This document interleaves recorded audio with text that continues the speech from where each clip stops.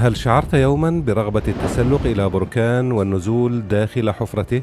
جورج كورونيس مغامر يقول لا يمكنك الاقتراب من هذه الحمم دون أن تسبح فيها. هذا هو جورج كورونيس في بدلة مقاومة للحرارة مع شريكه المغامر سام كوسمان، وهنا يظهر جورج في أسفل حفرة البركان في جنوب المحيط الهادئ.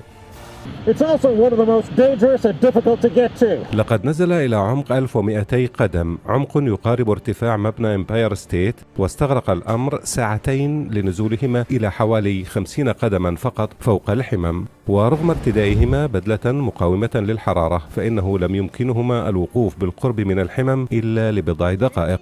استخدموا ميزان حرارة بالليزر لقياس درجة حرارة الصخور المتطايرة، ويقول جورج إن بعض الصخور قد تطايرت عليه وتسببت في ذوبان البدلة. ويضيف أن الأصوات تشبه أصوات